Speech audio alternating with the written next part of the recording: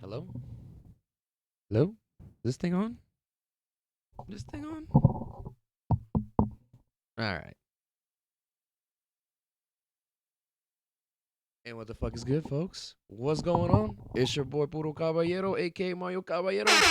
Damn, son, where'd you find this? You know the fucking Meant vibes. to hit that one.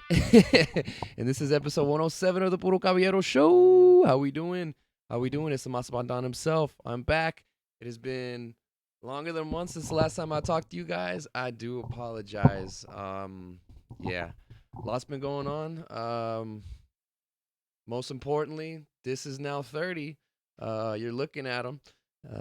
30 years on this planet for your boy. I celebrated my birthday in late April. It has been that long. The last time I talked to you guys was like over a month ago. This is bad on my part.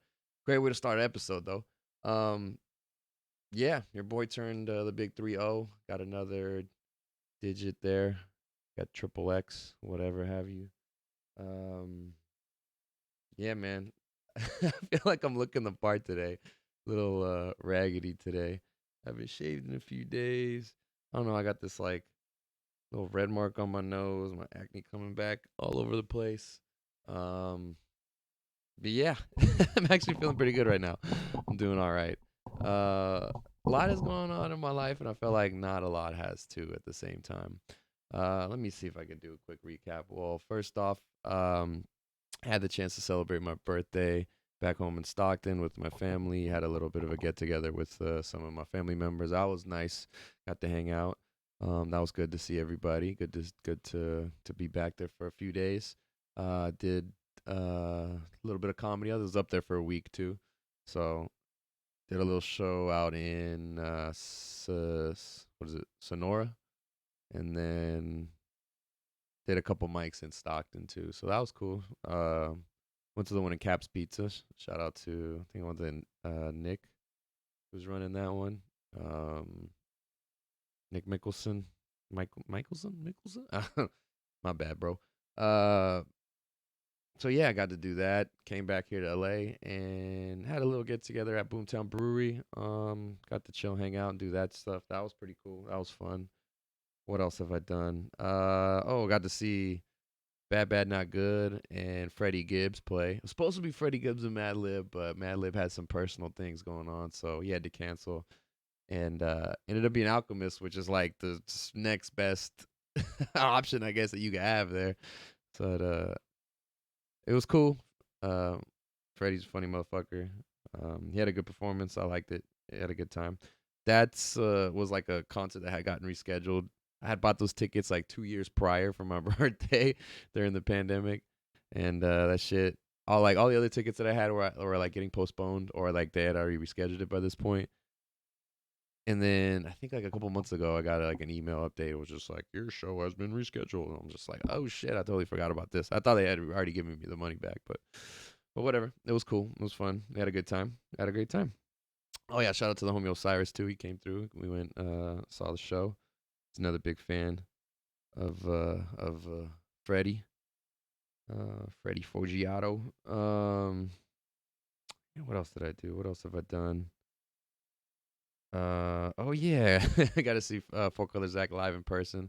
Which, if you're out there, rest up, sir. Please. Hope that that leg's feeling better. Um, yeah, apparently suffered a skateboarding incident. So yeah, when I saw him, he was healthy, so it wasn't my fault. Don't blame me. Don't put that shit on me. All right. Um, yeah, that was fucking fun as hell. It was the 143 show out at Catch One. Um, my God, that was fucking hot. It was hot as balls in there, and I fucked up because I had number one, I had a white T-shirt on. Number two, I had a jacket on over the top. So it was like I was looking all right, but like what happened is like condensation, perspiration. I sweat through the shirt, but it's a white T-shirt, so now I can't take my jacket off because I look like a fucking idiot. It's just sticking to my gut. So I'm like, fuck, all right. So I just had to like bear through it and just kept the jacket on. I was just like wiping my face and shit with paper towels, whatever napkins I could find. But yeah, it was fun. That shit was fun. I got a couple bday shout outs, so thank you, Zach. I appreciate it. I gotta make those. I gotta make those drops. I will be doing that at some point. What the fuck else? What else have I been doing? Uh, did we do the Ty Angel show? I'm trying to remember what else has happened. We had a couple different comedy shows in the meantime. Um, we took a little hiatus and then came back beginning of the month. We had Rich Gibbs, Salu Gus, Alex Farvar, Emma Estrada, Ariel Solomon on the not the last show, the one prior. And then this last show, very fun. We had a very fun show on this one. We had Ray Cameron, Austin Scott, Alexis Bradby, Ryan Redisinovich, Jessica Lee Foster, and Edward Hollywood Lawrence. Damn, son, where'd you find this? Got that talent, baby. Let's go, Ty Angel. Definitely come out. Thank you, everybody who came out last Tuesday. That was fun as hell. Our next show will be on the 31st. Here's some future show flyer. Boom, boom, boom. There we go. We got some technology here. There it is. There it is. So May the 31st, June 14th, the 28th, and the 12th of July. So yeah, those will be our next upcoming shows that we have going on. Shout out to the homie VJ Sanchez, aka Supreme Kai. What up? What up? What up? And yeah, give us a follow. Out of Breath Productions on Instagram. OUTTA. Out of Breath Productions. All right. So yeah, man, our last show was real fun. We had a good time. A couple friends of mine came through. Big shout out to Carrie and to Will. Thank you. I appreciate you. Will, one of my best friends from college. Great to see him. I had to leave it a little early, but shit happens. So yeah, we've been running those shows at Ty Angel. Oh, what up, what up, what up, Santa? I'm doing my podcast. What's up? So yeah, we've been running those shows over there in Koreatown, having a good time. We're gonna keep that ball rolling into the near future. So yeah, definitely come out. I'll be releasing the show lineup and all that stuff on my Instagram and on the Out of Breath production page. More importantly, but yeah, give us a follow. Give us a follow if you haven't. What the fuck else? What else is on my calendar? What has happened? It is now May. Oh yeah. Yeah. So I saw Full Colors. That shit was fun. What else happened? I got to DJ at Boomtown Brewery. Thank you, all the bartenders there, everybody who came out to hang out. That was a fun time. Oh yeah, and then the Netflix is a joke comedy festival that came through LA. That shit was pretty crazy. There was like every venue in town pretty much was being used for like comedy that week or so. It seemed like it was pretty crazy. It was like the who's of everybody in the comedy world was in LA at the time, and yeah, that was pretty cool. I hope they bring that shit back and make it like a yearly festival. That'd be fucking dope. Um, Shout out to all the homies who I know who got to perform on some of those shows. I know Ernesto Ledesma got on one of those. I know a few others I'm blanking on right now, but yeah, maybe next year. Maybe next year. Who knows? Root for your boy, I guess. Try and get that stage time, baby. Let's go. Come on. But yeah, I've been I don't know, I've been off and on with my comedy the last couple weeks. I've been trying to get back into it this week though, but yeah, I don't know. I've just been going through a little bit of a rut creatively, I guess. I need to just put myself out there and just start working on stuff, which I've been trying to do the last couple of days. And I don't know. I always try to make jokes over like current event stuff, but like some of the current events shit that's happened in the last couple weeks have been kind of like dark. So it's like, I gotta work on it. You work with dark humor, you gotta hit it correctly, because otherwise that shit is just off-putting, and then you kill an audience. So it's yeah, something I gotta work on. Yeah, it's a thing. It's a thing. But yeah, I gotta go to some of those shows that were out there. I was lucky enough to be able to get a filler seat for one of the Billboard Presents tapings that they had uh, for like I guess a special they're gonna put up on Netflix. It's gonna be like a shorter sets with a lot of different comics, and oh my god, the lineup was awesome. First off, Bill hosted. He is like one of the funniest people ever, and it would have been nice to see him have an extended set, but like he's just hosting, so he was just bringing people off and on. and doing a few jokes here and there. But oh my god, who was it? Like Michelle Wolf, Jimmy Carr, Steph Tolev. Oh my gosh, she was hilarious. I hadn't seen her before, like a full set from her. She murdered it. She was killing it. Um, Jimmy Carr was hilarious also too. I mean, all these guys were really good. And then you got like Joe Bartnick, so like all the homies. We got Dean Del Rey. They had the goddamn comedy jam band with added what's his name? Um, fuck. Why am I blanking? Oh shit. Now I'm looking like an asshole. Goddamn comedy jam.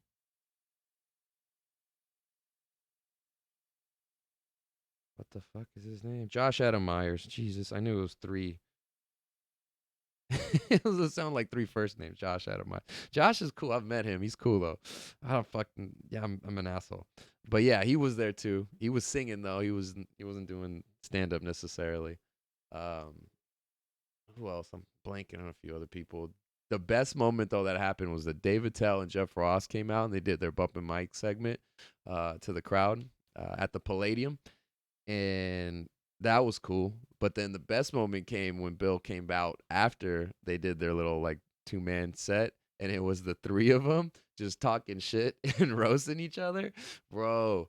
That shit was that was amazing. The whole place was rolling.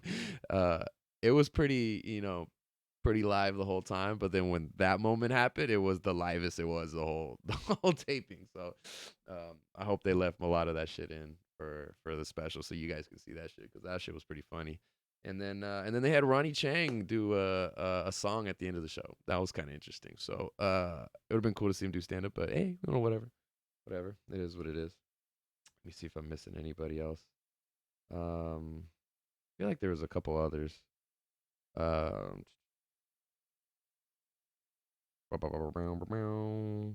Jessica Kirsten. Oh my god, how did I forget her name? She was fucking amazing too. She's a fireball. She's amazing. She's so talented. Oh my god. She gets me what she does. Their voices. Their voices are the best. Definitely check out her clips online if you haven't seen her before, because I don't know if she's got like any full long sets, but she's a killer. Oh my god, she's an underrated killer. Give it up to Jessica Kirsten. My god. So yeah, ladies were killing it. Yeah, just fucking doing it on that show. But yeah, so we went to that show, and then we went to the Bert Kreischer show next night at the Greek. Me and Kai. So we went out there, saw that. That was pretty cool. Openers for the Bert were Sam Morril and Mark Norman, like two of the funniest like New York comics that are out there, like working it right now. If you haven't seen any of their specials, go watch them now, like right now. Norman, I think it has like a hour on YouTube. I think he's got like a 20 or 30 on Netflix, and Sam's got his shit on YouTube too. So definitely go check that shit out. Uh, they killed it. Unfortunately, I saw a little bit of Sam's set because we got there a little later, but he did his part. Mark was killing it. Um, Bert was fucking hilarious. That was very very very good set. Um, yeah, it was so funny to me because it was like a couple days after the Dave Chappelle shit happened, and I looked around at the crowd and I was like looking around at the audience and I was like, ain't nobody going to rush this fool. It's a bunch of like drunk, like frat looking bros, mostly um, middle aged frat bros looking guys. But somebody did walk up towards the stage, but he literally just handed him a joint. They did have security set up just in case, but they all let him do that shit. Amber was like, I like your guys' discretion." Oh yeah, nobody was gonna do that shit to him that night. But yeah, that Chappelle shit was fucking wild. Oh my god. But yeah, Bert hit his thing. That shit was fucking fun. But man, that Chappelle shit though. I mean, this shit is like already a couple weeks now, so this is like beating a damn dead horse. But this guy attacked Dave Chappelle at the Hollywood Bowl when he was on stage, rushed him and like tried to tackle him, I guess. didn't do a very good job, man. Like this dude needs a wrap up. He's gonna try to bring him to the ground, complete the tackle. This is fundamental football here. Yeah, he ain't gonna make the Rams. Let's just say that. Uh, Apparently he had like a gun knife thinking thing, a fake gun that had a real knife in it, but apparently he didn't use it, so they couldn't prosecute him for it. But then recently, I think like a day or two ago, he got arrested for another altercation. He had stabbed like a former roommate of his. Some motherfuckers I think is definitely gonna get time at some point. Uh yeah, the pictures of him afterwards, they beat the shit out of this guy, man. They beat him up like a punching bag. Oh my god, dude, that shit. I don't know if he took more hits or if Way's punching bag takes more hits during his streams. So shout out to Way Funky one time. But yeah, what the fuck? Oh my god, his arm all fucked up and shit. Damn, his face all lumped up. I think everybody got a couple licks in the back. Chappelle comes out with Jamie Foxx, dude. People realize Jamie Foxx is training for his Tyson film or biopic or whatever. Like, bro, like he's not the guy you want beating you down at that moment. I mean, there's a lot of other people who I wouldn't want either, but like, shit. Not sure that guy didn't know, but fuck. Man, you pay like hundreds of dollars just to fucking rush the stage. Like, come on, bro. What the fuck you doing? Yeah. Why are we attacking comics, man? Leave us the fuck alone, man. Like, dude, shit, man. Not to be a headliner, you got to be able to do like 45 minutes to an hour. You got to be able to like defend yourself from a triangle choke. Know how to throw a 1-2 combination, duck under and shit. Move your head.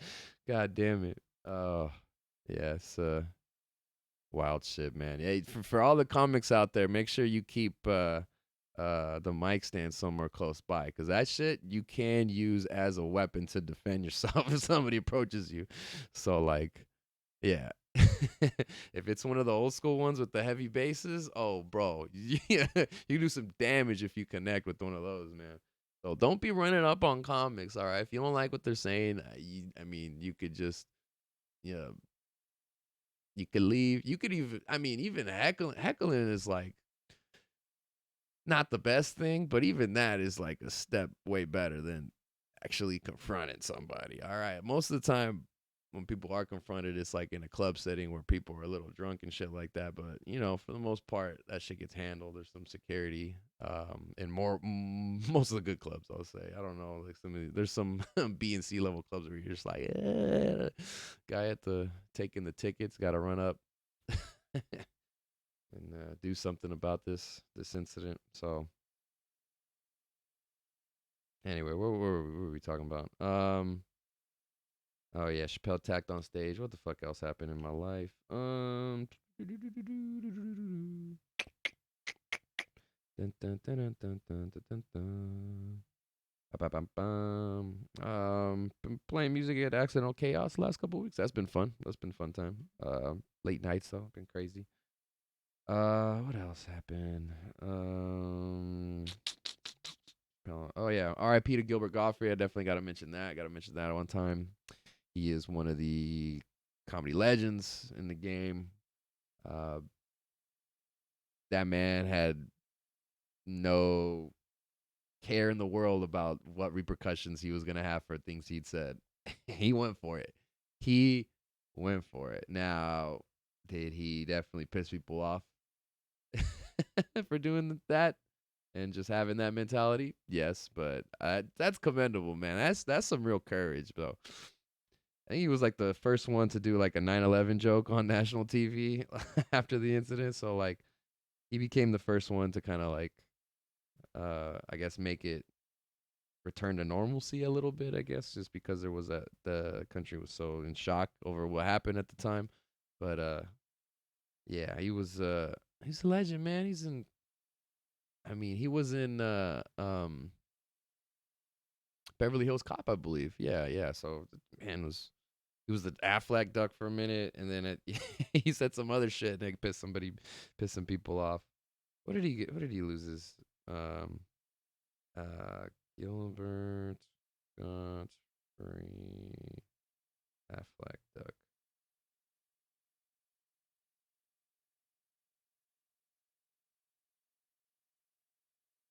Affleck. Damn. Fired as oh yeah. So he made some tweets about the Japanese earthquake that happened and the tsunami. Uh, yeah. So that man was a legend. Man did his thing. So R.I.P. to Gilbert Gottfried. That shit was that was sad to see. There was a lot of real solid comedians that passed away recently.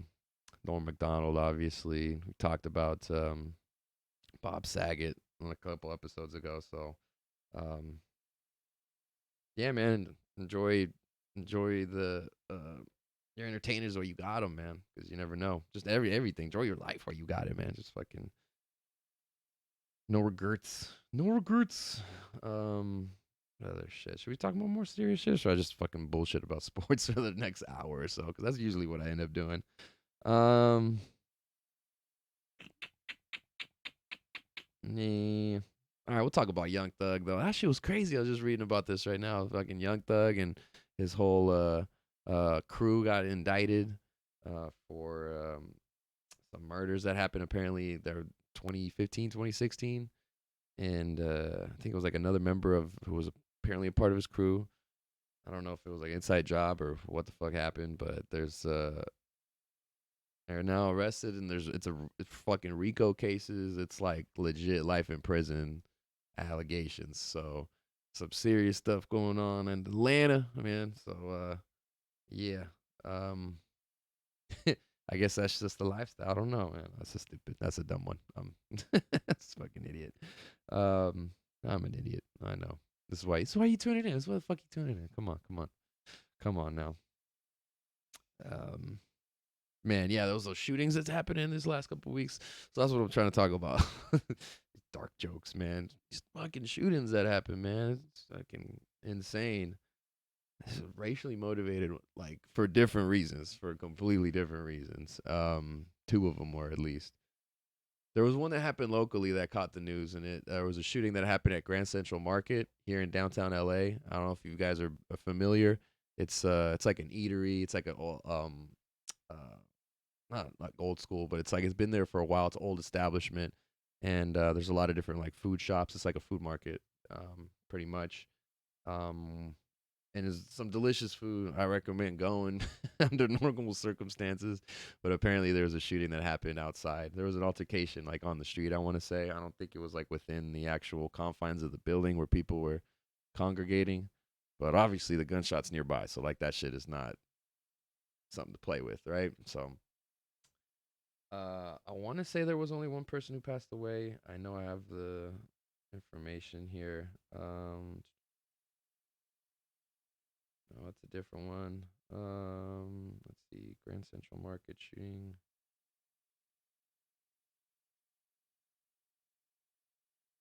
Boom, there it is. Grand Central Market shooting witness describes trying to help victim in his final moments. Ooh, that's not good. Jesus, people are running away. Man, Jesus. Oh my God. And died from multiple entry wounds. That's sad. Damn, it's fucking crazy. Jesus. Oh, that sucks. Customers diving for cover. Wow. Okay. Yeah, one person was killed on the sidewalk along Hill Street. Um, damn, I've done comedy right there at Horse Thief, right there on that patio, like so many times. Which I gotta go back and do that actually. But like, damn, someone got shot and killed right there. Right there. That's fucking crazy. I've been there so many times before. Um, yeah, I said it was an isolated incident though. Fuck. A lot of gun violence going on.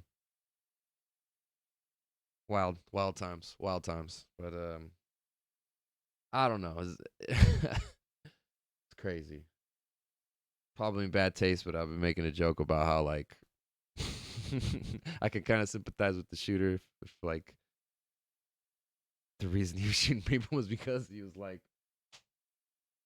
upset that he couldn't get his food in time. I don't know. It's very dumb. that being said, how many people have tried to go to Egg Slut on a Saturday?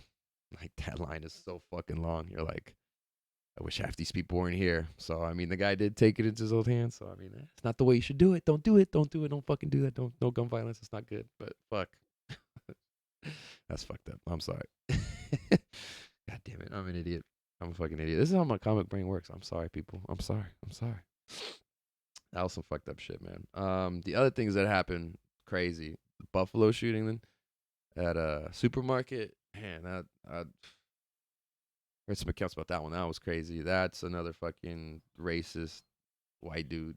That was what that situation was, from what I got from it. He targeted a mostly black neighborhood, the supermarket, and damn, I think he got a lot of people. I think he got like 11 people, man. Fucking big number. Well, that shit was unfortunate. And then there's the one that happened a lot closer out here in Orange County. It where was it?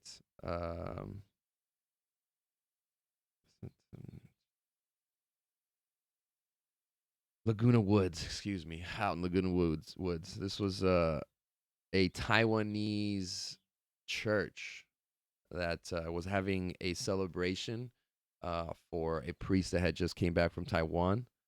They there was a man who drove all the way from Las Vegas all the way out to Orange County, and he was an immigrant. He was an American citizen, but he had immigrated from China, and apparently he was upset over the tensions that were happening between Taiwan and China.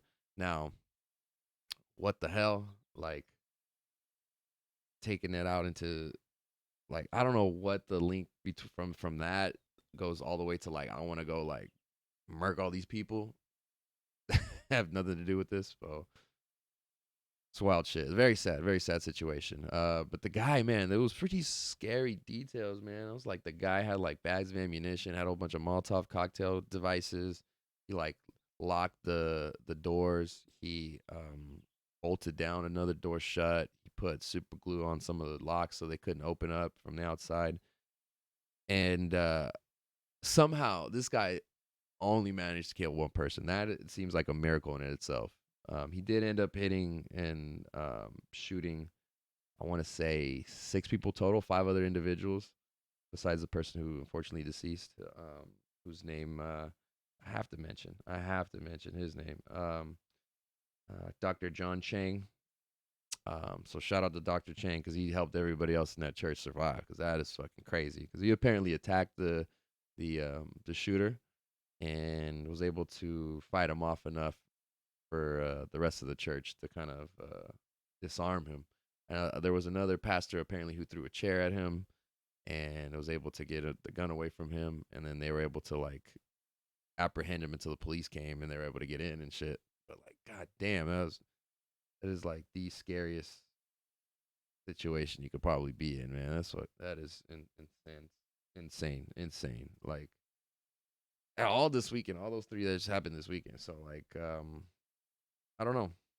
I don't know what to say, you guys. Like, it's just gonna be rinse and repeat. Like, part of me doesn't even feel bad about like trying to come up with material about these stuff because it just happens so goddamn often that it's like what else is there to do? Like, you know what I mean? There's a lot that we can advocate, but like a lot of shit hasn't happened.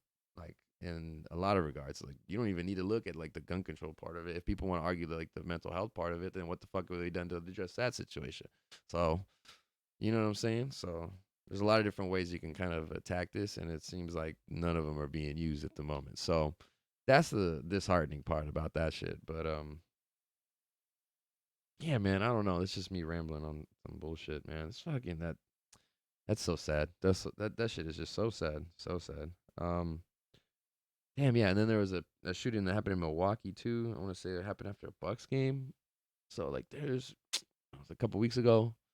But a lot of bullshit. A lot of bullshit. A lot of bullshit. So yeah, let's just talk about some nonsensical sports takes cuz why the fuck not? Cuz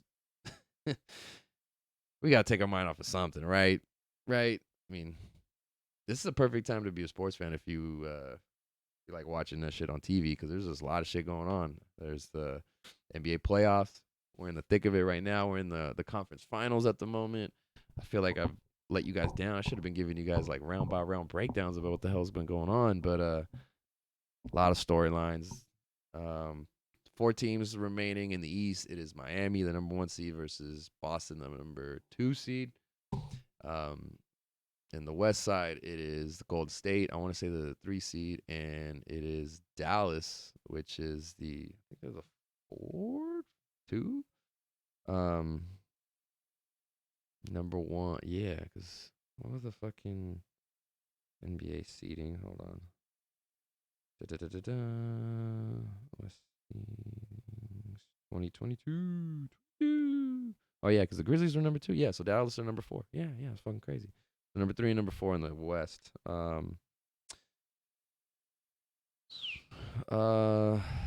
Yeah. It is 1-1 in the East, and game 2 is happening tonight in the West, so it should be happening in about an hour.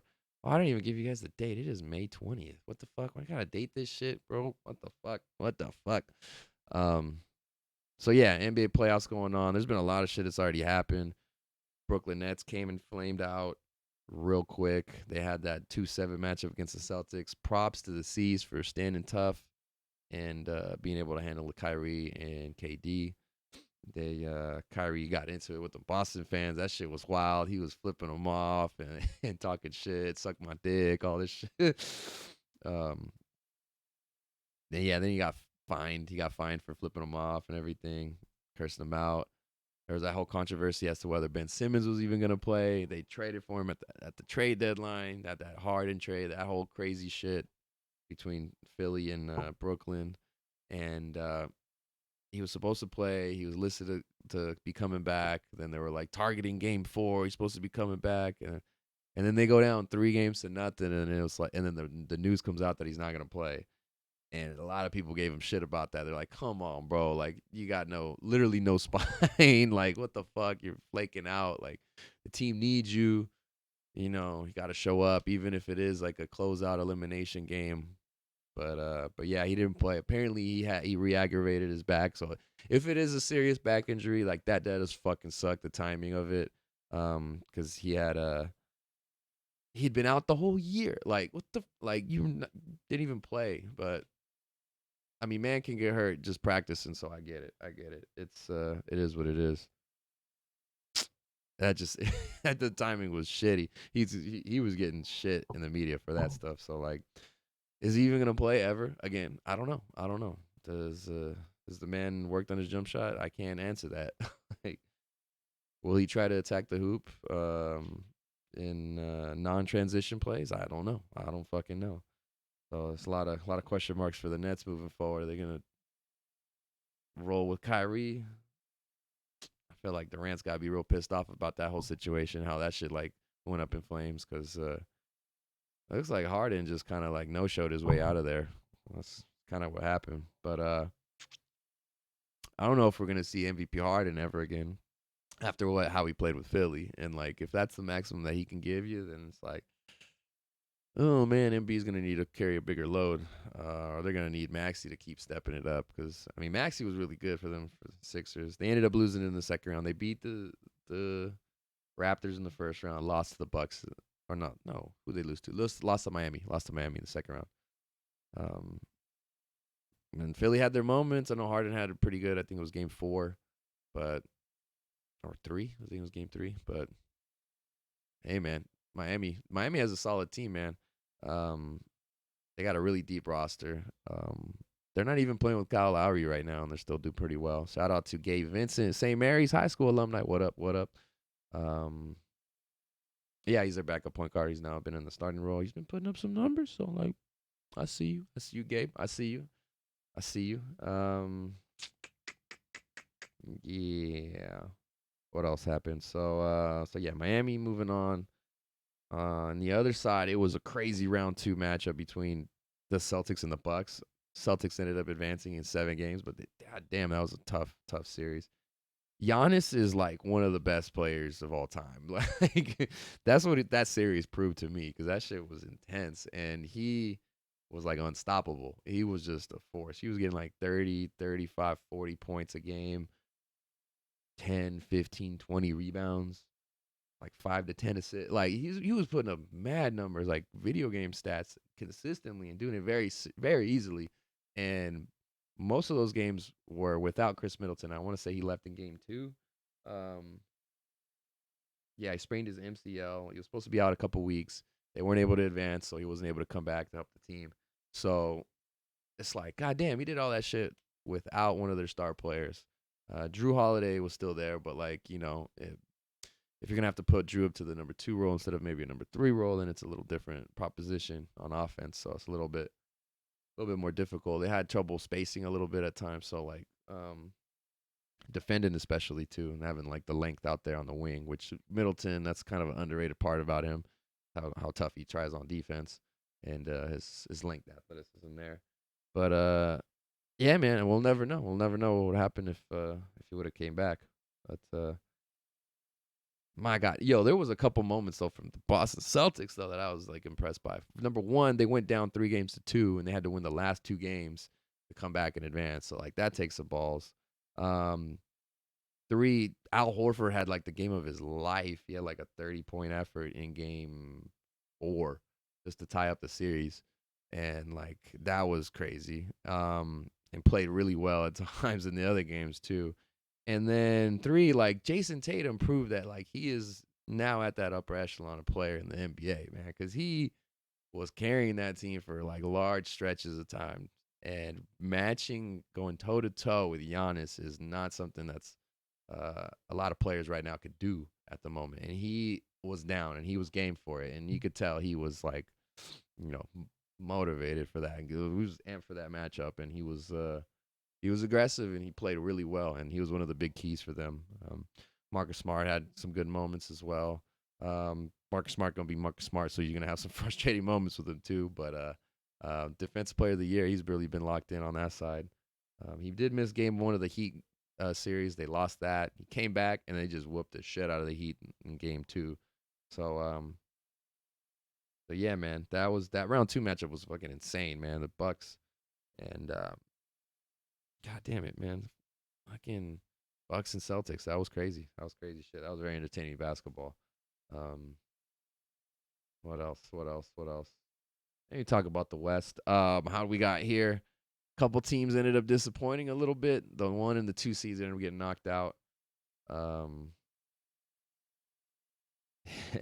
Dallas, they first off as the 4 seed were able to beat Utah, kind of like ran them off the court. Luka has just been playing crazy on another level. But what really happened in the first round though was that Jalen Brunson started coming off for them and like really getting hot. Dinwiddie had a couple good games. Maxi Kleba had a couple big games.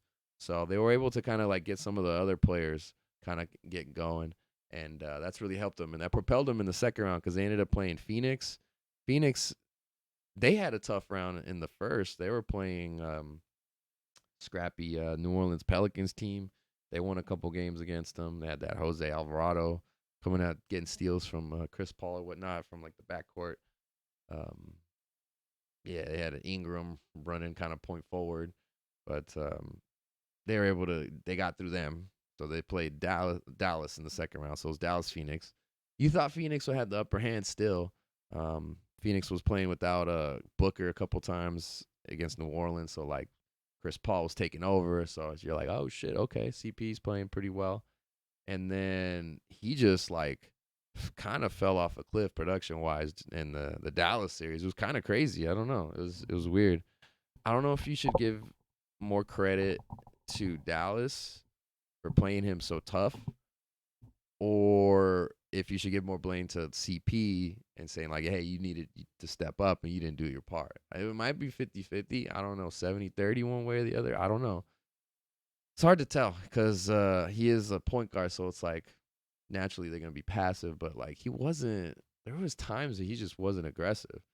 And Aiton didn't step up in kind of their shadow a little bit there. Um, I mean, they were up 2 games to nothing.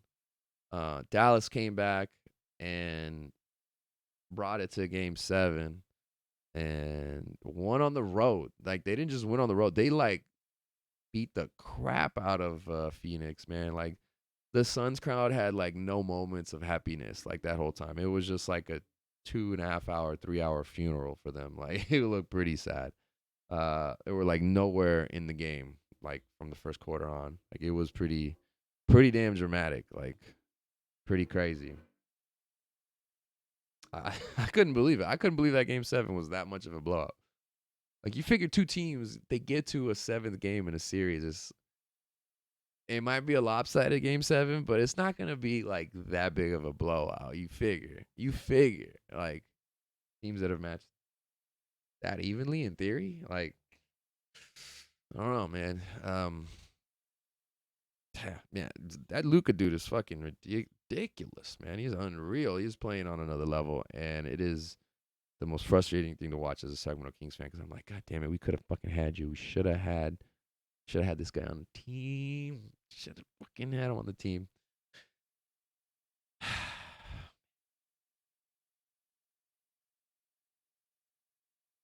God damn it, Sac. God damn it, what are we doing? What are we doing? But anyway, he's unreal. He's also proven himself. He's on that level, man. Like, the man has these moves that are like so blase, like easy going, and like he just like bumps into people, takes his time, gets a shot off, and it's in. It's like I don't know. It's like it comes so natural to him, just so big and body up the little dudes or whatever, and take some of the bigger perimeter or bigger interior players outside of the perimeter and just like shoot over them. So a lot of people comparing him to Larry Bird, man, because he's kind of got that skill set, man. Just got that like old man game. Just can get that shot off wherever. Dude, he had a move. He's done this a couple times I've seen now where he'll bring it up, he'll go to the wing, 3-point line extended, and he'll like back into you as if he's like posting you up from the perimeter, but then he'll spin off of you into a fadeaway, like for 3. So come down, boom, turn around, spin, shoot it, cash. You're like, dude, you practice these? That's an insane move. Like, and he's just like cashing them. So, yeah, if he's hitting those shots, he's gonna be tough to stop. Although Golden State did kind of run them out of the building game 1 that they did play, so we'll see. We'll see how the rest of that series goes. See if they can make it to the finals. But Dallas looks like they're like revving on all engines, man. I've heard other commentators talk about how like sometimes you get that superstar who's like coming up at the beginning of the precipice of their peak. Sometimes they get some postseason success a little earlier than you anticipate, and this might be that opportunity for Luka right now because he's still got 4 games to win, but it's 4 games away from the finals. You can never count that out. That being said, Golden State only got 3 more. They got 3 more to do, so we'll see. We'll see how they do there tonight. But yeah, how do we get to Golden State? Golden State, the Splash Burglars coming back together. They've been doing it, man. Like round 1, they took care of the league MVP in Jokic, and was able to take care of that team fairly easy. And then round 2, they had a pretty good matchup though. That was a great series between them and Memphis. I'm not gonna lie, that was fun to watch. Although I wish John Morant wouldn't have hurt his knee. He got hurt in like game 3, and then just never came back for the playoffs, which is like unfortunate. The team, they did end up getting like a 50-point win without him, which was kind of crazy. They had him playing Whoop That Trick. That was a whole storyline. That was getting wild. Porter asked Steph Curry, what are you going to do when they go to Memphis? He's just like, we're just going to whoop that trick. And then they played Whoop That Trick after they beat the crap out of him. And Curry was just laughing. But Draymond was getting into it with the fans and shit and waving the towel around and shit on the sideline during one of the timeouts, yelling at the fans, getting them all riled up. But yeah, that was cool. Cool series. Yeah, John Morant, that dude is fucking unreal. Dude is crazy.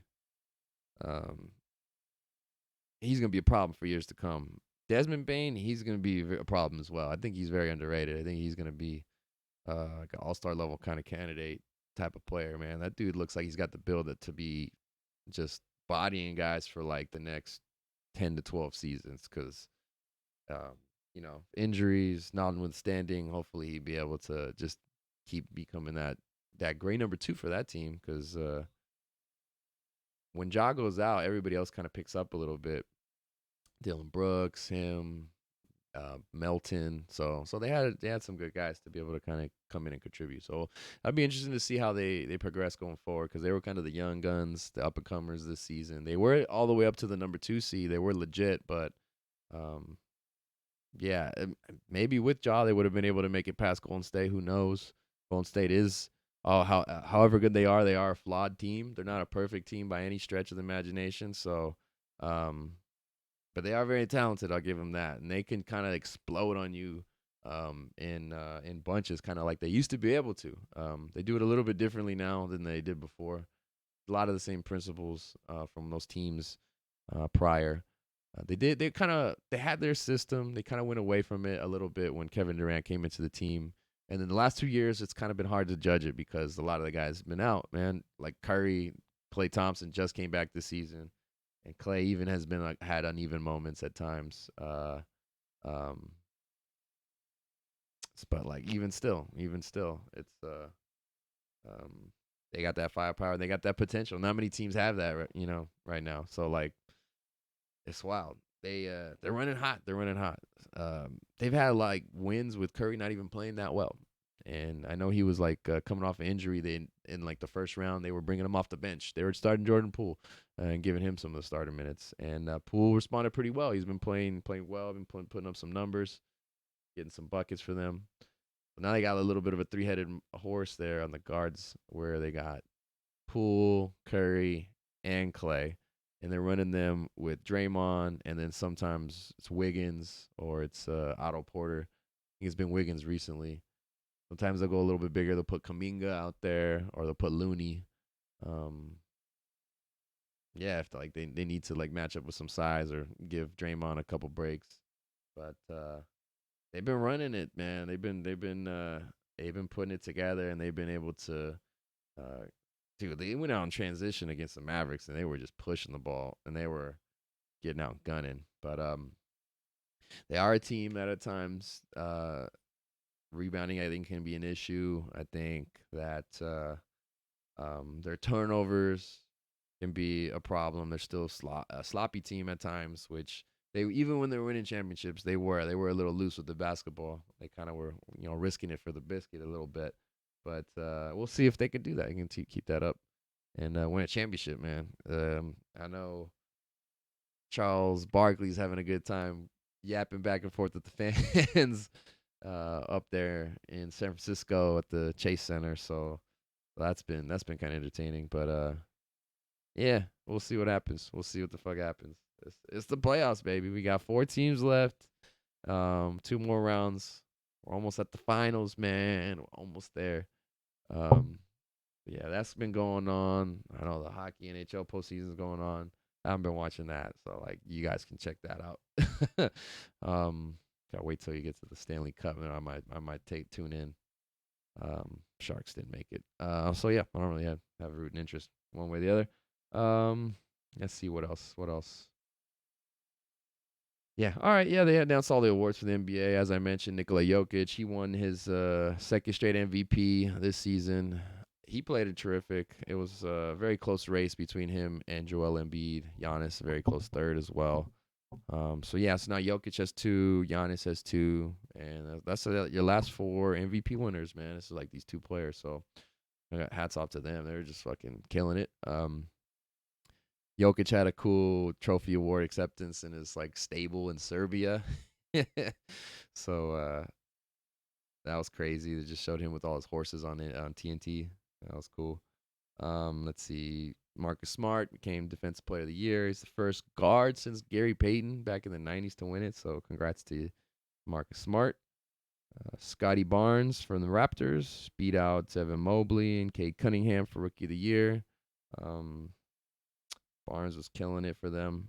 He's like big guard kind of dude. I don't know. This new NBA is like so hard to like define your position. It's more like a define a role. Like he's like a primary ball handler distributor, but he's like 6'9". So you know, like what would you call that? Back in the day, you're playing power forward, or if anything, like small forward, and you're probably not bringing it up all the time. But nowadays, I mean, teams are like, "Fuck it, let's do it. That's our matchup. That's your skill set. Let's do it, man." Which I'm all for. I'm all for it. I'm all for it. Yeah, man. I mean, the fucking MVP brings up the ball up the court half the time, and he's like a 7 foot center, so he's jumping tip and he's bringing the ball up. It's not many guys could do that ever, ever. I remember I was amazed watching Kevin Garnett do that against Sacramento back in 2004. I think 2004. I was just like, God damn! Like all their point guards got hurt, and he just legit had to be their backup point guard. Wow. He would dribble it up. He'd pass it out to one of the wings, and then he'd go set up in the block. Like you're like Jesus Christ, I'm doing everything out here. I'm gonna stop this guy. All right, John Morant won the Most Improved Player award. Took another leap, going from I guess star to superstar. Like that was a little controversial because he still was talented last season. He still was putting up numbers. A lot of people thought Jordan Poole should have made it, considering he was in the G League a year ago. So like at the beginning of the year. So teach them, teach them. Tyler Hero won the Sixth Man of the Year award. He was putting up like 20 points per game off the bench for them. I mean, killing it. I mean, it's one of the reasons the Heat are killing it on their side. Yeah, him, Jimmy Butler, fucking Bam Adebayo. They got that Maxi Strus guy coming through. Yeah, Heater, they're doing all right. They, not the last game, but like yeah, we'll see. It's 1-1 going back to Boston. Let's see here. Executive of the Year, Grizzlies Vice President of Basketball Operations, Zach Kleiman. That's him. He's a winner. Congrats to them. They were able to put that team together. Coach of the Year, Monty Williams for the Suns. Not the best ending, but hey, had a good regular season. And that's about it. Oh yeah, news and notes. My Sacramento Kings, they hired a new head coach. They got Mike Brown, his assistant on Golden State Warriors right now. He used to coach with the Cleveland Cavaliers, and with LeBron was on the team, and I think he coached the Lakers for a very short period of time as well. But yeah, he's gonna be the Kings coach. I think he's a pretty decent coach. So I'll give him a shot and see what happens. It's funny because Steve Kerr got COVID for a period of time, and he was coaching for them during the Memphis series, and he won his first game, and people were like, should he be winning for this team? You trying to lose for them? I don't know. But then he lost like the next game, and they were like, all right, well, just keep all the losses with the Golden State and don't have any more with Sacramento, I guess. I don't know. Doesn't make any. It's just stupid. Anyway, that's gonna be the coach when the season's over, so we'll see what happens. But yeah, I'm excited for the Kings because they actually got some good luck this year in the draft lottery. This is like the first time that I can remember that the team has actually moved up in the draft lottery because it has been so bad. They've moved down a lot of times, or like just haven't improved. But I want to say they had the 7th best odds, and they got to move all the way up to 4. So like, that's not bad. That's not bad. Unfortunately, it seems like there's 3 top players at the top here, so may get the next pick after that. But we'll see. We'll see if Paolo Banchero, Jabari Smith, or Chad Holmgren fall. I don't think they will, but if either 3 of those guys are available, Kings gotta grab them. Yeah, and then I don't know. I don't really know what's gonna happen after that in regards to like the other top prospects. So we got time to look at film. I'm probably not gonna do that, but I don't care. It is what it is. Top 3 are gonna be Orlando Magic, Oklahoma City Thunder, and the Houston Rockets. So good luck to you guys. What other news and notes? NBA stuff. This was a crazy story. Jazz assistant and ex-NBA Players Association executive Keon Dooling got arrested on fraud charges. Um, Apparently, he was filing false insurance claims for healthcare expenses through the NBA Players Association, I think. He apparently had pocketed about $350,000 through the scheme. So I'm like, come on, Keon, what are you doing, bro? What are you doing? Actually, I don't even know if it was through the Players Association, but yeah, some insurance claim charges, bro. What the hell? Scammers gonna be scamming, man. Scammers gonna be scamming. What else we got? J. Cole. J. Cole trying to sign with the to play basketball. He's playing professional basketball for the second time. I think he played in like 3 games last year in Africa. He signs with the Canadian Elite Basketball League.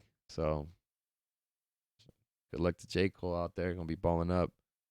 Man, as a rapper, you just need to have like you need to hit like 2 or 3 threes in like a pickup game with like NBA players, and then that's all you need to get deals now. Um, Congrats to the team, whoever signs them. They'll be moving some jerseys. I know that. So, congrats to J. Cole. Get that money. Let's see. Oh yeah, dude. All right, I gotta talk about Winning Time. You guys seen Winning Time yet?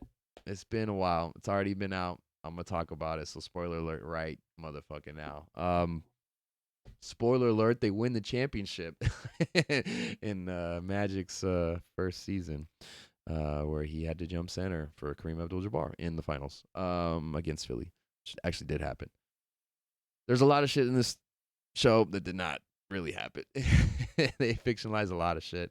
They show certain characters that weren't really acting that way. They didn't have specifically 100% that personality. You know what I mean? Jerry West, like I think, is the biggest character change out of anybody that we really know is not how he was dealing with things. They show him as like a hothead, tempered, like cursing out everybody, and he was like a lot more calm, mild mannered, and like kind of internalized a lot of stuff. Like he seems like an unhinged personality on the show. Um, oh my god, they yeah, there's a lot of things that are pretty funny. Um, the way they portray Dr. Jerry Buss is like very interesting too. He is very much a fucking playboy socialite, but like John C. Wright, I like him and I like the way he's doing it, but it's just very I don't know how 100% accurate some of this is. Seems like they were just going getting by on the skin of their teeth, making ends meet for the Lakers that first season, which might have been true. I don't even know. I really dug how they like talked about the how the team began and how like they introduced like the Laker girls and like the Showtime Club at the Forum and all that stuff because that stuff actually did come through and come to fruition. Um, the issue with Spencer Haywood smoking crack, that was a legit thing that happened with the team. So as to exactly how that happened, if he legit was trying to kill his ex teammates, like that scene that they showed, or was just talking shit. But yeah, he had his demons there. Um, yeah, the way that Norm Nixon was treating young Magic, kind of putting him down as a rookie, I thought that was funny. I thought it was interesting too that Norm Nixon's actual son is playing his dad, playing him in the show. So son's an actor, and he got the role of a lifetime to play his dad. So because I was like, God damn, it really does look like Norm Nixon. I looked it up and I was like, oh shit, it's his son. It's like makes sense there. I thought the actor they got to play Magic was um fairly close. I think young Magic he looks a lot closer than older Magic. They open up the series with like a scene of him like right after like the HIV diagnosis, and he's like older Magic, and I was kind of like I don't know. But then like as the series keeps going, you see him as like he starts off at Michigan State and gets to the league and all that stuff. So I'm like, okay, all right, I get a little more believable. But yeah, the actor they had playing Kareem too. I think he did a pretty good job. It's hard to get a guy that's like super big like that and has acting chops, but I think they were able to pull it off. Um, I'm blanking on these guys. I should give them credit, man. Give these guys flowers while they still have them. Let's see. Winning time cast. Boom. All right. Quincy Isaiah is playing Magic Johnson, and Solomon Hughes playing Kareem. So shout out to both of you guys. You guys have been killing it. Um, yeah, it's funny. Adrian Brody's playing Pat Riley. I thought that was an interesting casting decision. Dude, they make Riley kind of look like a fucking down in the dumps loser right at the beginning of it. Like, and he's just like really trying to get anything going right for him. He starts out broadcasting and then eventually becomes an assistant coach helping out Paul Westhead, which actually did happen. But Jason Segel's playing Paul Westhead, and I think that's interesting dynamic anytime them two are on the scene together. But yeah, the craziness that happened with the head coach and Jack McKinney, that whole storyline, I thought that shit was fucking wild. And that's something I think that you forget over time, like what the hell happened there. Um, Man, it's crazy. Yeah, there's a lot of scenes in here that did not happen. There's a scene with Red Auerbach at and Dr. Buss where I'm just like skeptical of like how exactly it went down. But there was a scene with Magic trying to talk with a bunch of sneaker reps at some event during the middle of the season in like another city. I'm like, I don't know if he'd be there at that time. Right. It was like during this rookie season, not even before the rookie season. So I'm like, And then they had that whole scene with Phil Knight giving him the pitch for Nike, for him to sign with Nike. And I don't know. I think he probably did meet with them, but I don't know if it happened under that specific like situation. I don't know. That's just me. That's just me being nitpicky and being a fucking basketball historian and shit. But I thought it was entertaining. I hope they keep bringing it back, as there's a lot of shit that they can kind of dive into as the storylines keep going. Magic, man, they made Magic seem kind of like a fucking like horrible boyfriend. Fucking over cookie left and right, man. Just wild stuff. And then, yeah, they made Dr. Buss look like really seedy. And when he's sleeping with the maid, I'm just like, or with the caretaker for his mom, I'm just like, damn, bro. Like that was another level. When he's like fingering up the girl, and then his like daughter Jeannie comes into the room or into the by the table at the restaurant that they're at, and I was just like, sheesh, boy. He had like that whatchamacallit, photo album of all the pictures of all the girls he hooked up with. Like that was an actual real thing, man. So like I get it, man. That dude was playing. That dude was a player. I'm like, fuck, bro. Doing it big, living the life in the '80s, man. Being the Lakers owner, getting that shit going. Wow, Showtime.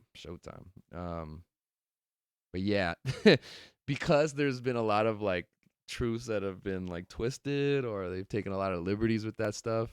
A lot of the NBA, the guys who are portrayed in the show are like pissed off about it. Like I know Kareem, he wrote an article about it, being all mad. I know Jerry West, he was seeking an apology about it. He wanted a retraction over his character.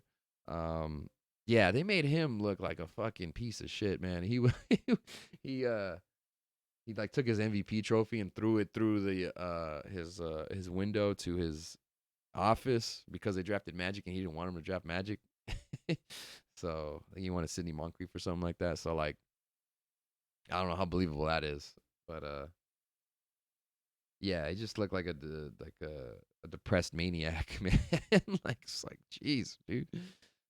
I'm like, that's not real. That can't be real. That can't be real. So I get it. I get him. But yeah, anyway, there were some cool moments. There was cool moments in the show though, where you're just like, oh yeah, that actually did happen. I like how they portrayed that shit. So anyway, a lot of drama in that season, so that was cool. That was cool to watch. All right, back to reality. Fortunate news here. Former Pistons and Bucks Hall of Fame Center Bob Lanier passed away at the age of 73 about a week and a half ago. Legend there. Um, I think most famously, he was referenced in the movie Airplane during the scene with Kareem Abdul-Jabbar as Roger Murdoch flying the plane, where the little kid's bugging him, just like he's like, "Hey, you're Kareem Abdul-Jabbar. You're my favorite player." He's like, "Sorry, kid, I'm Roger Murdoch. Don't you see right here?" He's just like, "My dad thinks you're overrated. He thinks you don't try hard on defense." And then he snaps and grabs the kid. He said, "Listen, kid." You don't know. Tell your dad he doesn't know what it's like dragging Walton and Lanier up and down the court. 48 minutes. Oh man. But yeah, R.I.P. Bob Lanier, man. That's all. That's it.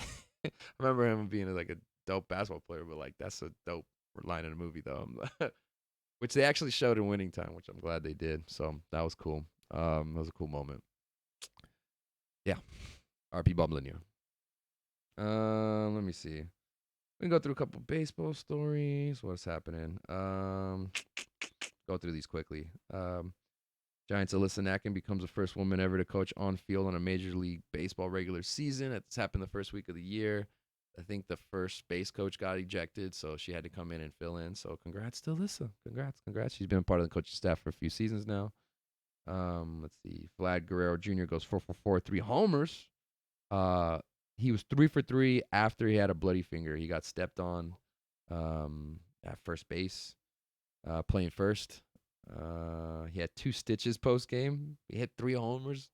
That was versus Garrett Cole in the Yankees, and that was a month ago. That was memorable. That's why I wrote it down. All right. Christian Yelich he got his 3rd career cycle versus the Reds, which is crazy because all 3 of his cycles have been against the Reds, which is kind of a novelty. I don't know. This shit doesn't happen every day. Let's see. A couple no-hitters.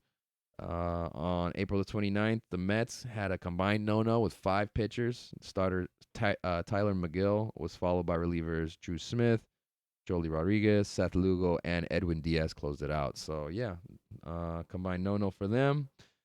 The LA Angels of Anaheim, they had a no-no by rookie Reed Detmers. It was his 11th career start. This was 9 days ago, the 11th, May 11th. And then what was almost a no-no, Pirates ended up beating the Reds without getting a hit. Yes, they did not get a hit, and they lost the game. Or they won the game. How do you not give up a hit and lose? It's possible. So check this out. They had the rookie Hunter Green. He was on the mound. He was dealing. He wasn't giving up any hits. It was a tied game, 0-0. He got pulled after 7 1/3 innings with 2 runners on. He had given up 2 walks. So they ended up getting another walk and then a ground out. And then that's how they scored. So he scored on a ground out. And then that ended the inning. They continued the game. Still didn't give up any hits. But they didn't get any more runs themselves. So they lost the game. That's fucking wild. This is the 6th team since 1901 to win without a hit. The last time it happened was in 2008. So, like, goddamn.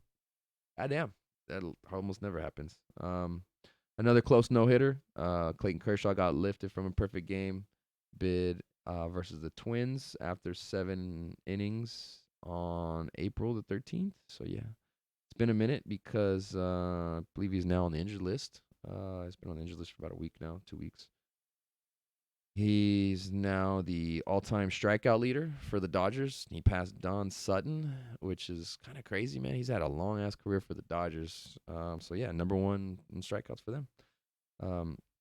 Miguel Cabrera, this is like his, like, I'm going to pass a whole bunch of people year on these lists. He's the 33rd member of the 3,000 hit club, and he's only the 7th to have 500 home runs as well. I believe he just became the all-time hit leader for the Tigers, if I'm not mistaken. I know. But yeah, that club includes Hank Aaron, Albert Pujols, Willie Mays, Eddie Murray, Alex Rodriguez, and Rafi Palmeiro. So that's a pretty exclusive club there. 3,000 hits and 500 homers. So congrats.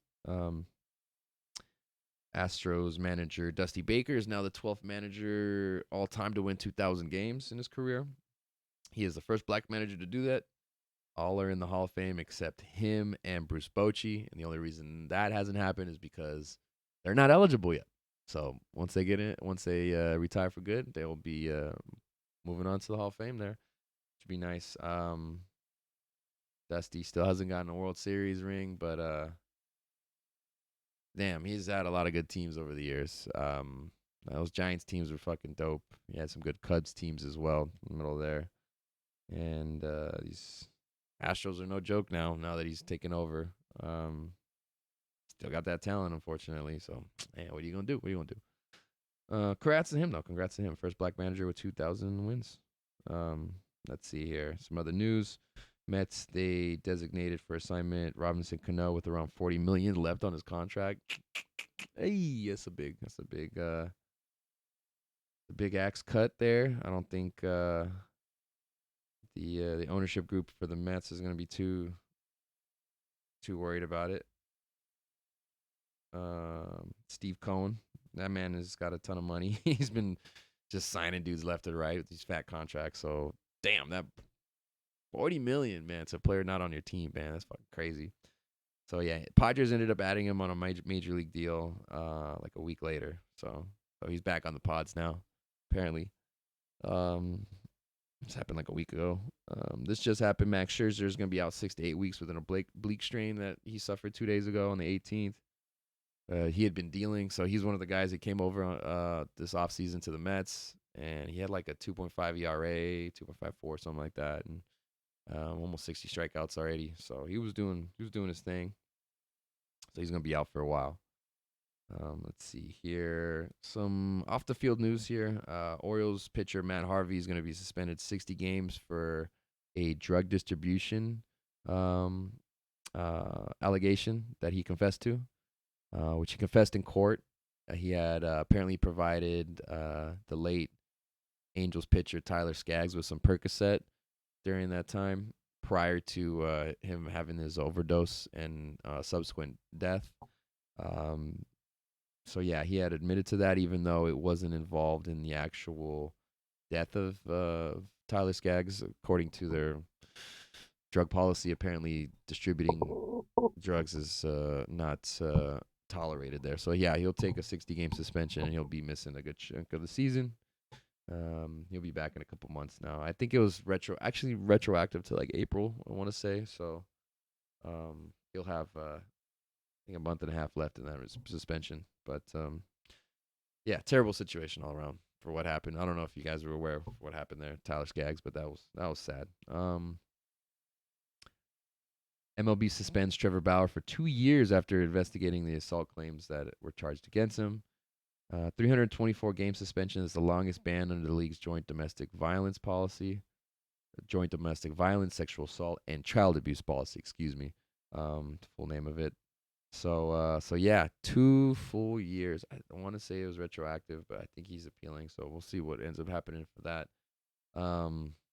Yeah, crazy situation what happened between him and some woman in Pasadena, I want to say. So yeah, unfortunate.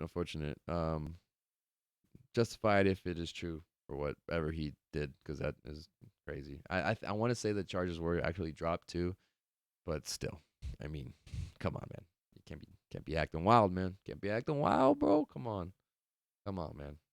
Come on. More off-field news. Yankees fined for using a dugout phone and a replay room to steal signs back in 2015, 2016. Man, people are gonna be trying to bend the rules wherever they can, man. It's a thing. It's a thing. This shit happens. So that joins them, the Red Sox and the Astros, who've had like allegations or like fines because of similar practices. So it's like shit just keeps happening, man. Just keeps happening. Let's see. Raiders are signing Derek Carter, reported 3-year, $121.5 million extension. Let's go football news. Transition time. It's just me talking about news. Let's go. I'm happy for him. So it looks like Derek Carr is gonna be able to like chill in Vegas for a little bit of time now. There's a lot of speculation as to whether the coaching staff and the new general manager might try to move on from him, or whether they can kind of upgrade from him. But it looks like they'll be sticking with Carr. I think he can get the team back to the playoffs, and hopefully, I mean, they got the talent now. They just reunited him with his favorite buddy, bro. So happy, man. So happy that they got Devontae Adams. But yeah, Fresno State Attack be coming back, baby. Bulldogs, let's go. Um, Congrats, man. Got that bag. Got that bag. $121.5 million extension. Some other news. Looks like the GM isn't excited about some of these other guys because the Raiders ended up declining their 5th-year option on Josh Jacobs, running back, Clelin Ferrell, defensive end, and Jonathan Abram, safety. All these players were drafted under the last regime, so I understand having like a wait and see approach to some of these guys, but it's like, I'm a bit disappointed that Jacobs didn't get it at least picked up. They might try to bring him in on another contract, but man, he had a really good rookie year when he was healthy.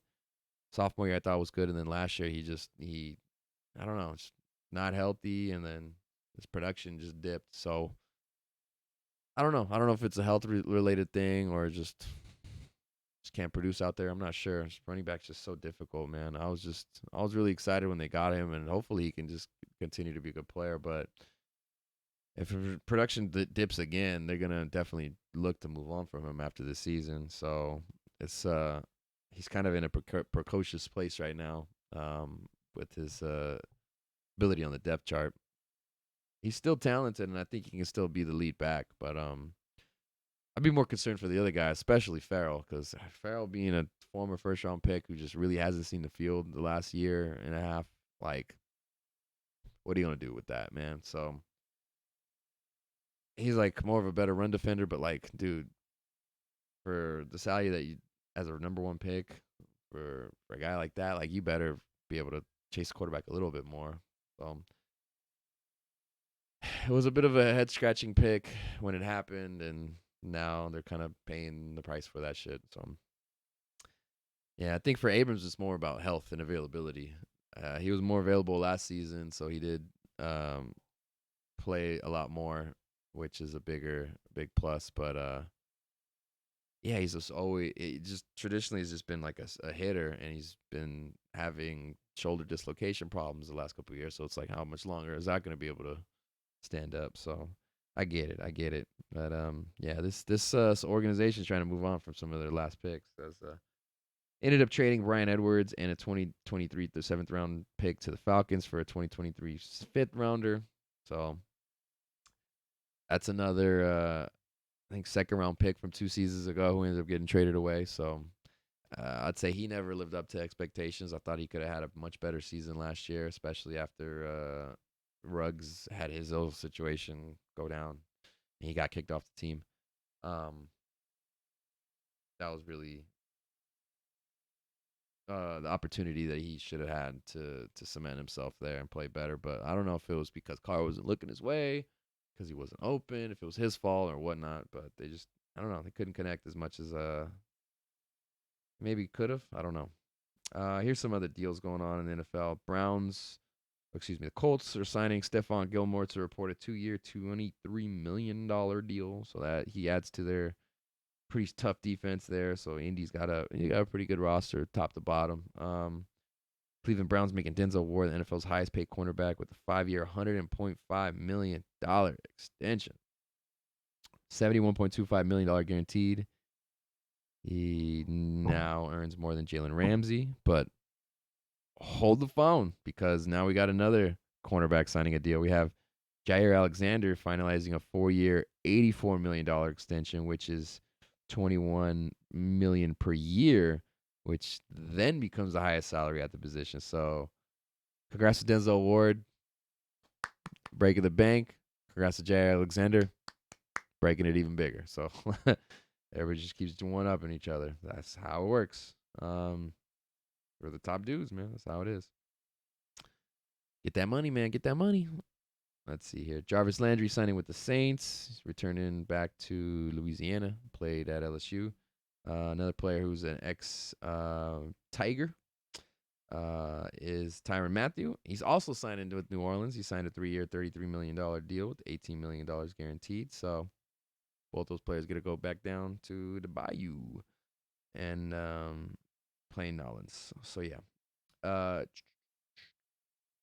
I'm just glad Matthew's not on the Chiefs anymore. I think this Chiefs team is going to take a step back this season. And will that mean they maybe don't make the playoffs or maybe they don't win the division? I hope so. I hope so. I hope it's that silver and black squad coming through, taking their spot, man. Let's go. Let's go Raiders. Let's go Raiders. See, Dolphins signing Melvin Ingram. He was on the Steelers last year, I would say. I think he got traded midway through this year. Anyway, A is going to be on the Dolphins. A lot of craziness going on with the wide receiver position. DeAndre Hopkins for the Cardinals got suspended 6 games for violating the PED policy. That's a big, big suspension there for Arizona. They're in a very tough division as well if they want to try to compete. Let's see. Deebo Samuel had requested a trade from the Niners. He's on his last year of his rookie deal and was looking for $25 million per year. The NFL draft came and went. He didn't get traded, so it looks like they're just going to try to keep him on the team and try to make do. But yeah, I understand him trying to wanted to get his money, man. Because like, if I can get your money when you can, bro. It's like he's out there taking a lot of hits playing running back too. So like, I get it. Let's see. Other big news that came from the draft: AJ Brown got traded to the Eagles for an 18th pick and a 3rd rounder, which was the number 101 overall pick. Hugh Poorley gets a 4-year, $100 million extension with a $57 million guaranteed. Damn. So yeah, AJ Brown was asking for money. They didn't think they could pay him, so they traded him. So, I mean, seeing AJ Brown get a bag, seeing other dudes get some money, it's just like,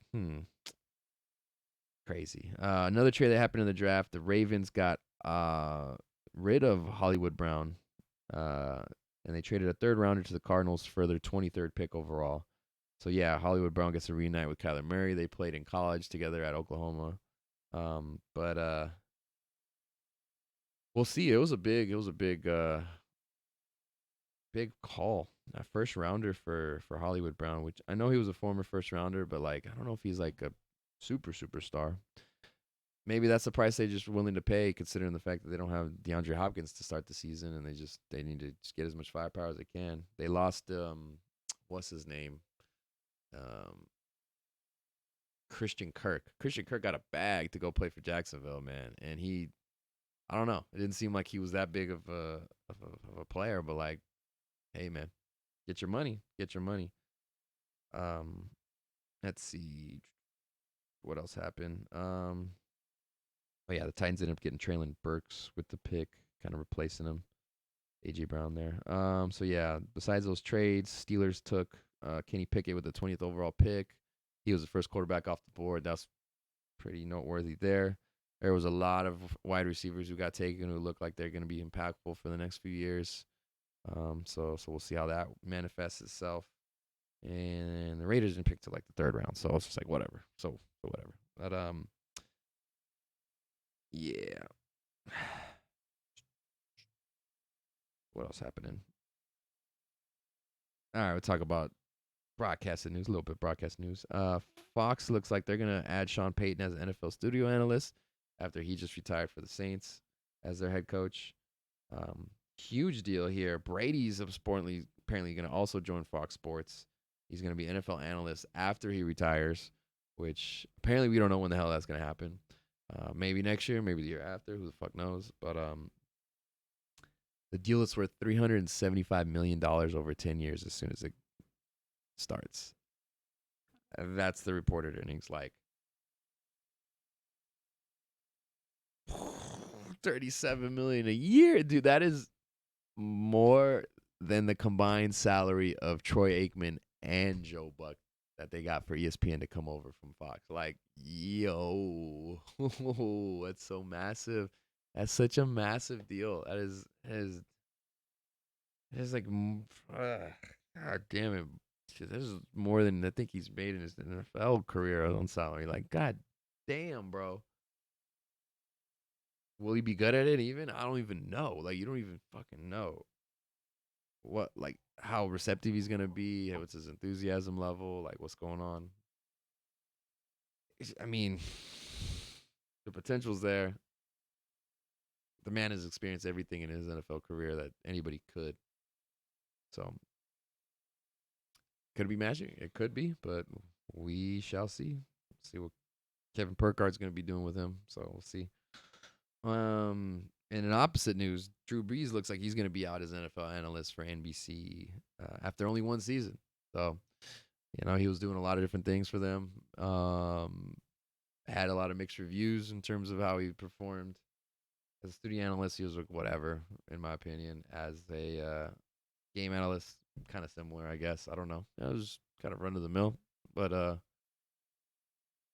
he was doing the Notre Dame football, so I don't know if he's going to do any of this anymore. There was a lot of rumors as to whether he's going to retire and come back to New Orleans. I don't think that's going to happen. He had put some tweet out as like hypothetical, like I don't know, am I going to go golfing? Am I going to do this? Am I going to do that? Am I going to play? Am I going to retire? Am I going to coach? I'll let you guys know. That was kind of one of the message there. Let's see here. Last NFL news. Jerry Jeudy got arrested. Broncos wide receiver. He was arrested on charges of second-degree criminal tampering, and he was released on bond. Apparently, the woman asked for charges to be dropped and didn't want him to get arrested. So I think she called the police saying, like, hey, can you keep tabs on this? Criminal tampering, apparently that means, like, not letting you have access to, like, do stuff. So I think he was, like, it was, like, him and his girlfriend. I think he had, like, threatened her saying that, like, he was going to take her keys away or something like that. I think she had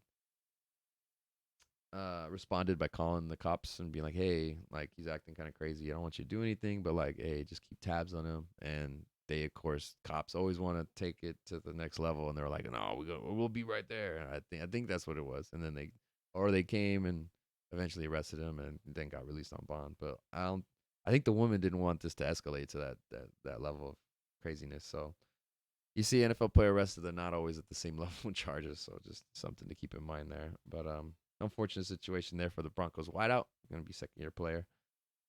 Yeah. But yeah. All right, let's go to the world of football. The world of football. Cristiano Ronaldo, he missed the match versus Liverpool last month on April 19th after the death of his baby son. Very tragic situation to hear, man. Yeah, there was a lot of support for Ronaldo on that match and then subsequent matches as well too. So that was a very unfortunate situation there. It happened. EPL's coming down to the wire. This weekend is the last week of the season. It's gonna be Liverpool and Manchester City. City has a 1 point lead on Liverpool and a hefty goal differential. So what's gonna have to happen is Liverpool's gonna have to win. Man City's gonna have to draw or lose, and that's the easiest situation. There's a potential for Liverpool to draw and City to draw and Liverpool to advance, but that would take like a million goals. So like I don't think that's gonna happen. It's not very likely. If City draw and Liverpool draw, they win. If Liverpool loses, they're done. It's kind of yeah, that's pretty much it. They gotta win. Yeah, pretty much they gotta win. They gotta win and then a draw or a loss for City, and then that's it. So, but this Liverpool season has been crazy. They've already won the Carabao Cup, and they just won the FA Cup. They beat Chelsea 6-5 on penalties. So yeah, they're still alive in the Champions League. They're in the final. They will be taking on Real Madrid. So there's only 2 more matches left in the season for this team, and they have a chance at some history there. If they can win the quadruple, as improbable as it may, the hardest one's going to be the Premier League right now. It's not in their hands 100% of the way. If they somehow find a way to win that quadruple, man, that's I think like only the third or fourth team to do it. And most teams don't even have 2 domestic cups, so like they don't even have the opportunity to do so. But yeah, they go down as one of the best, most accomplished teams in a full season ever of all time. So like that is fucking crazy. that team just hasn't missed a beat most of the season. They uh they added Luis Diaz, and he has been unreal. Because now you got like Diaz, Jota, Firmino, Mane, and Salah. That is five players you can throw up at the top, and any combination of those five, I feel like can get the job done. And against like almost any opponent on the planet, and that's crazy. And in the midfield, they got enough talent. Fabinho, hopefully healthy. Um, Jordy Henderson out there. Naby Keita been playing well. Thiago.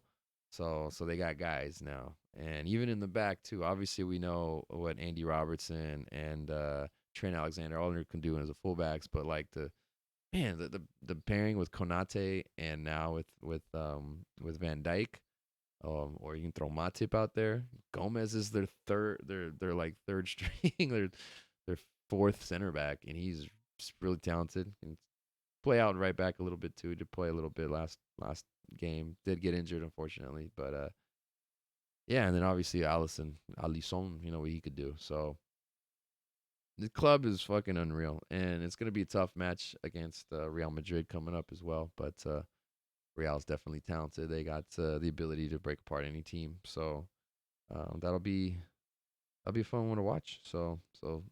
But yeah, be very interesting to see what happens down the stretch. And that's your world football news for the moment. All right. Let's talk a little bit about some boxing and MMA, and then we'll finish up. And then that's about it. All right. Canelo finally lost, man. That was a big news, man. Lost to Dimitri Bivol, the light heavyweight champion, via unanimous decision a couple weekends ago on the 7th of May, May 7th, for Cinco de Mayo weekend. Only the second fighter to officially beat him. You can argue Triple G got him at least once, probably maybe twice. I'll give you one. I'll give you at least one. But yeah, Floyd Mayweather being the other person. So he's lost at his smallest weight, and he's lost at his biggest weight that he's fought at. So weight classes are created for a reason. Um, Floyd is some unreal shit though. Like, but yeah, man. Yeah, I think he just matched up against the guy Bivol, who's like a legit light heavyweight. The last time he fought up there at light heavyweight, he was fighting Kovalev, and Kovalev was towards the end of his career, so he didn't have the full mystique of what he had before. He was fighting like Andre Ward. But man, like that sucks, man. That sucks for Canelo. There's a lot of talk about him changing his diet. I know he had been claimed to have gone vegan. Now people are saying, "Hey, what the fuck you doing, bro? Now you're losing your fights." So we'll see if he changes his diet back or what he's gonna do in his next fight. Apparently, he's supposed to announce a fight later in the fall. I don't know if he's gonna go back for the rematch. He mentioned that he wanted to get a rematch against Bivol. I'm not sure how excited the boxing world is gonna be for that, or if he should just go for that Triple G fight now. Because apparently that was the plan. It was like beat Bivol, fight Triple G. So now there's a little bit of wrench in that plan. So we'll see if he decides to come back and duke it out with Bivol or who else he does fights with. Shakur Stevenson unifies the junior lightweight titles with the dominant win versus Oscar Valdez on April the 30th. So shout out to Shakur.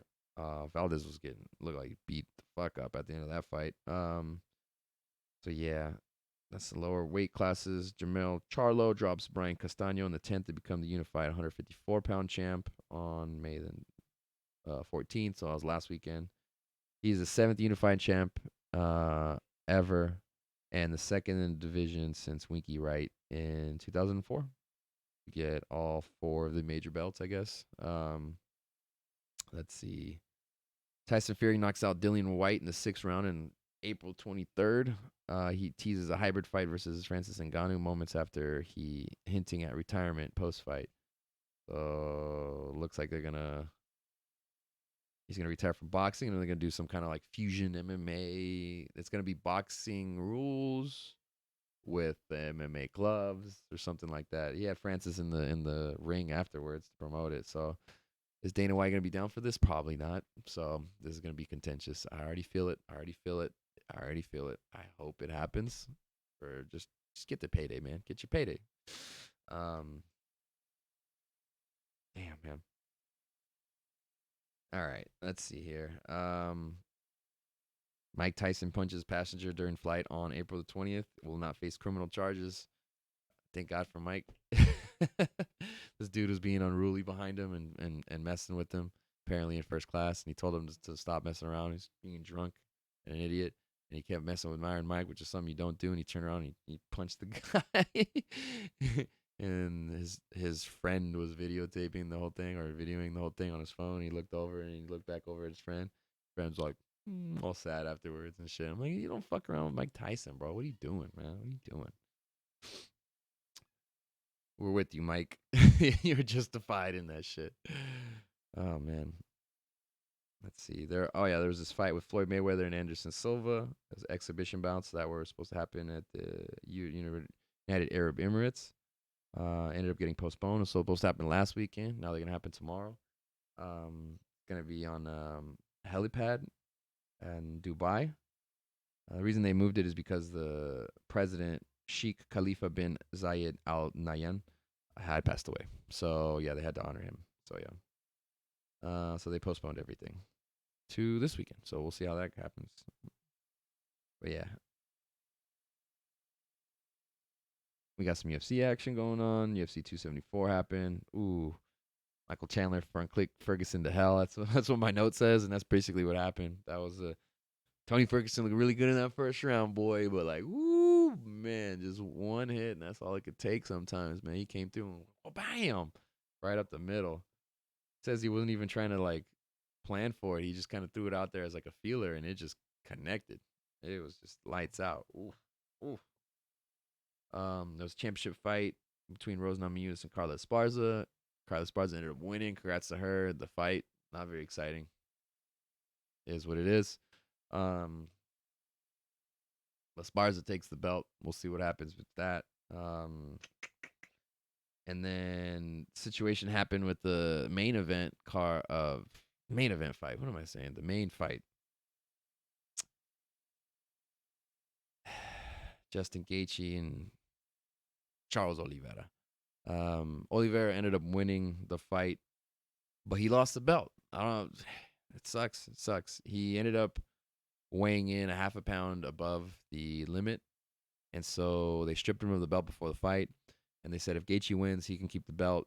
But if Oliveira wins, then he is now the next in line to fight for the belt versus whoever the next contender will be. And so he did win. So he's not the current champion, but now he will fight for the belt again. So it sucks. He's had weight issues in the past. Looks like recently he had done a lot better with it, but there was some controversy. Apparently, the scale that they had, the digital scale that they had, wasn't tuned correctly, so it was like a half a pound off. And that's what they were saying. That's how they were blaming the reason why he didn't make weight. Is this true or not? I don't fucking know. I don't make the rules, so who knows? Who knows? But yeah, so that's a weird situation in the 155-pound division in the UFC. So we'll see. Is it going to be Islam Makhachev? Is it going to be somebody else? I don't know. We'll see. We'll see there. A couple fights to announce coming forward. We have Israel Adesanya, Jared Cannonier, and we have Alexander Volkanovski and Max Holloway 3 coming at you. UFC 276 on July the 2nd in Las Vegas. Oh, that's going to be a hot card there. Let's see. Brandon Moreno versus Kai Kara France is targeted for the interim flyweight title later in this year. UFC 277 on July 30th. Looks like it'll probably be in Dallas. I don't think they've announced the date yet. They might have since I wrote this down, this note. But yeah, situation happened because Davison Figueiredo is not healthy enough for the 4th Moreno fight. So they're going to make an interim belt in the interim. So 4 fights with Brandon Moreno for the belt down at 125 pounds, man. Those guys are just beasts. They just go back and forth. If you're not aware, Figueiredo won the last match. That was just this crazy trilogy between the 3 of them. I think one of them ended in no contest. And then it was Moreno winning the belt, and now Figgy got it back. But he's injured at the moment, so they're going to have an interim. So we'll see what happens. Let's see here. Last note of the day: Daniel Cormier gonna be introduced into the UFC Hall of Fame um, this year, this Hall of Fame class. So big congratulations to DC. Done a lot in his career. I mean, the man is a fucking legend. 2 division champion in the UFC at light heavyweight and at heavyweight. So the man did it all in his career, except maybe beat John Jones. But like, he's John Jones. God, like just, just levels. You can be a legend. Somebody can be a little better legend than you. You know what I mean? So yeah, just did his thing, man. He did his thing. But in any event, that's pretty much the end of the show. That's all I really want to talk about. That's a lot of fucking notes. Could I have made this a lot shorter, and could I have done a lot of more podcasts in the meantime? Did I have a lot of thoughts that I wanted to say that I wasn't able to expand on? Definitely yes. Can we make this definitely a lot more entertaining? Probably. But yeah, I'm gonna come back. I'm gonna come back. I keep telling you guys, I'm gonna come back. I gotta do more than 1 or 2 podcasts a month, and it's gonna happen. It's gonna happen. It's gonna happen. I'm making changes, and we're doing this shit. All right, folks. Any event, come check us out. I'm still doing stand up comedy all around LA. Give me a follow at Puro Caballero, and I'll be posting all my dates and everything that I'll be doing on there. Give us a follow. Out of Breath Productions. We'll be throwing those shows at Thai Angel Bar every other week. Here's the lineup moving forward. The 17th, that was our last show. And the next few will be on the 31st, and then June 14th, 28th, and then July 12th there. So yeah, come out. No cover. They have amazing Thai food. I'm not just pimping them out. They really do have amazing Thai food. Give them a review on Yelp. Go give them a look. Thai Angel Bar. Thank you to Jamie. Thank you to Boss for holding it down. Laura and Bree behind the bar there, holding it down as well. And yeah, I think that's pretty much it at the moment. I'm trying to think if there's anything else I want to bring up. Anything on the horizon? Oh yeah. Shout out to Spinurita. I went to her show a couple weeks ago at Ace. I got very drunk there, and then yeah. I can't believe I fully forgot. We did a birthday celebration for Kelly Wheels. I'm gonna be doing a little. I want to make a little recap video for her. Over all the stupid shenanigans that we were having. It was a fun time. It was wild. I DJ'd in a pickle costume. I did this for you, Kelly. I did it for you, Kelly Wheels. All right. You know the fucking You know vibes. what it is. It's me, Oh, wrong Mario. one, damn it. Look at the motherfucking wheels. Look at them wheels. Oh shit. Shout out to Kelly Wheels. Yeah, that birthday raid chain was fun as hell. It included Way Funky, myself, Because, and then Loose Leaf. So yeah, that was fucking hella fun. We were partying for like a week. We kept it going, man. We kept it going. But happy birthday to Kelly Wheels. Thank you so much. My mod, thank you so much. Thank you so much. Big mod love. Big mod love. Big mod love. For Kelly there. What else? What else? What else? What else? What else? What else? I might be going to the 444 party tomorrow. I don't know. I got invited to go out to catch one tonight as well. Hang out. A friend of mine is gonna be DJing there tonight. I don't know. I may go. You may see me there. You may not. Trying to think what else is happening. Oh yeah, on June the 4th, I will be hosting the show for Hollywood Edward Lawrence or Edward Hollywood Lawrence. I don't know how he wants it. He's doing a taping for Comedy Dynamics, and I'll be able to be hosting the show. I'm very excited for that opportunity. So yeah, if you happen to check out his information, I'll be posting about that once we get a little bit closer and once we have some ticket links and all that stuff. It's kind of in the organizing point right now. And then yeah, big shout out to my cousin, my primo Javi, holding it down with the Nuggies brand. Give him a follow there. It's I'm gonna bring up his Instagram page right now. Let's see here. Nuggies. Let's see. Oh,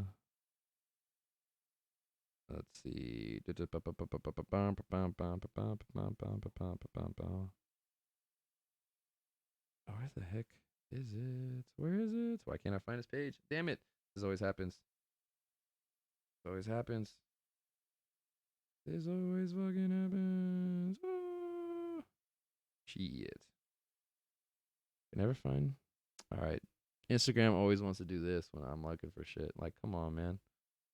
Come on, man. It's not Nimbus. What is? Why can't I fucking find? Oh, this is Instagram page. It is Cloud9 Kings and his Nuggy brands. Though, look at these little guys. Look at these little guys. Little accessories, little toys. I got some right here. Shout out to the Nuggy brand. What's going on? It's a little Acapulco Gold Nuggy brand. Oh, we got the LA Kush too. What up? What up? What up? What up? Big things coming. Big things coming. Big things coming. We're gonna be all around everywhere. We got dad tools. We got every little thing happening. So, big shout out to him. We got some big news on the way. That's the show though. It is May the 20th. This is episode 107, and this is 30. You're looking at it right now. Like, subscribe, comments, help the algorithm. Thank you for following on Twitch. Thank you for listening on SoundCloud, watching on YouTube, or else we on Spotify, Apple Podcasts, Google Podcasts. Everywhere you get podcast, Stitcher, tune in. Thank you so much. Until next time. Yee.